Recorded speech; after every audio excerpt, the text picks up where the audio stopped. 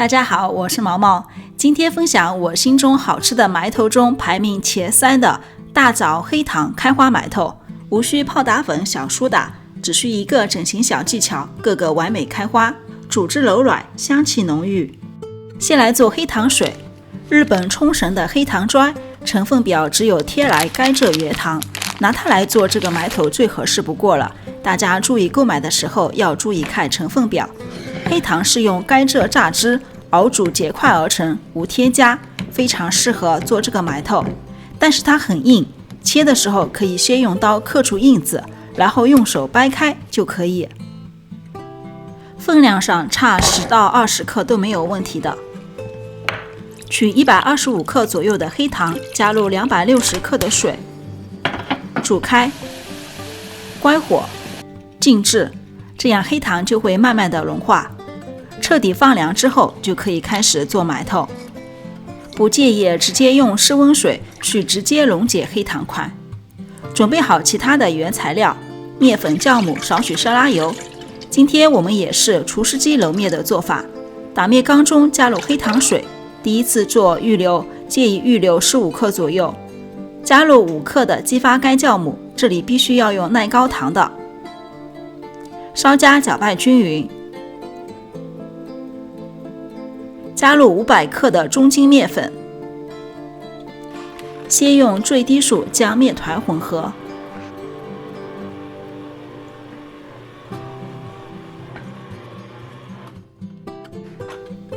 像这样没有干粉之后，用手去捏掐一下，软软的即可。有一点点硬，可以加入预留的黑糖水，加入20克色拉油，色拉油可以增加埋头的色泽，也可以省略不加。继续低速混合，油融合到面团中后，开始计时揉面，保持低速，厨师机揉面8到10分钟。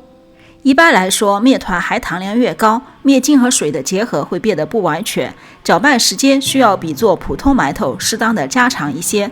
属于黑糖或者红糖开花埋头，建议揉面速度不要太高，否则摩擦生热，导致面温升高过快，面没揉好就提前发酵好了。揉好的面团，这时候表面看着有点粗糙，稍微整理一下，将面团往中心揉一圈，就会光滑很多。2发的埋头初次揉面不用揉到零气孔，成团大致光滑即可。手揉的话，我1发前一般揉4到5分钟。面团放入打面缸中，放在烤箱里面，开上烤箱灯，发酵45分钟左右，体积2倍大。发酵的时候准备红枣碎，带核的红枣用剪刀剪成长条，再剪成小粒，分成40克和10克2份备用。面团发酵时间取决于温度，25到35度都可以，温度越高时间越短，体积变大为准，内部充满了气体。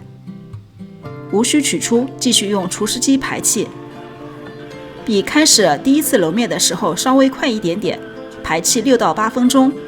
厨师机排气比手揉其实效率高多了，看一下切面，基本就是零气孔了。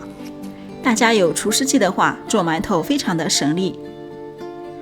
取出面团，照样将周围往中心揉一圈，整理面团。我理论上还没有彻底弄清楚黑糖对面团的作用，这个面团的手感和普通面团真的完全不一样，它很软，但是又不粘，揉着特别的舒服。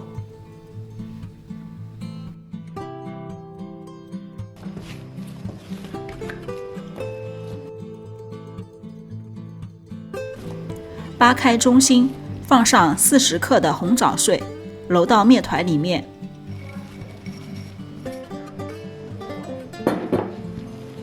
这一步也可以用厨师机完成，但是我的红枣有点软，所以手揉可以保持完整性。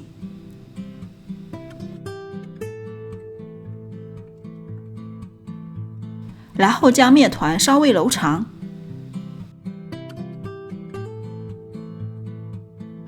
切成3份。我们来看一下厨师机揉面的切面，还是很在的，基本上就是零气孔。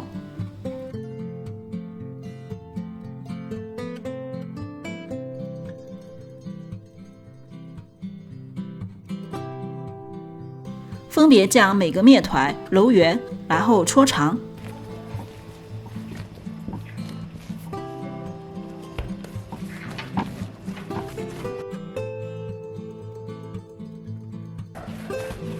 每个长度在35到40公分左右。将余下的2个面团也同样操作。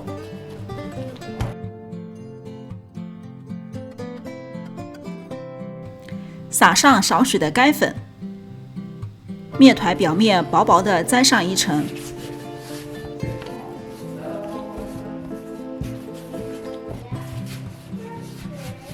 然后将3条面团垒起来，稍加捏紧，用刀做上分割8份的印记，然后用手将面团拧下来，断面朝上放置。不要用刀去切，那样开出来的花非常的死板，不自来。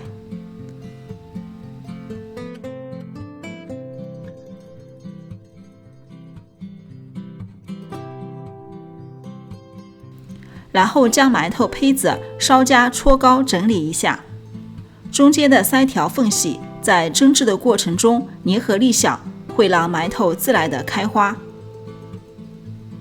放入蒸屉，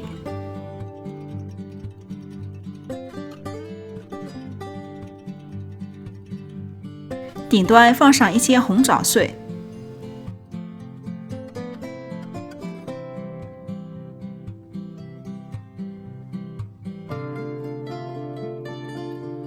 室温醒发15分钟。开花埋头记得2发，不要太久。这时候可以烧上水，因为我们是开水上锅蒸制的。蒸之前的状态，按压留指印。开水上锅蒸15分钟，焖至3分钟开盖。柔软的红枣黑糖开花埋头就出炉啦！黑糖的香甜与红枣融合后，甜而不腻，闻着都好吃。好吃到不行，真的是我心目中的好吃埋头系列排名绝对前3。不用加泡打粉、小苏打，小小的一个整形小技巧，就会让埋头开花的自来又简单。有2个我用北鼎的蒸锅蒸的，也很赞。赶快有机会尝试起来哦！厨师机揉面省力又高效。最后总结一下要点：厨师机揉面速度不要太高，一次揉面大致光滑即可，但是发酵要到位。排气那一步揉面要讲究，最好切面零气孔。整形用手揪剂子，开水上锅，关火等3分钟再开盖。我是毛毛，下期再见哦。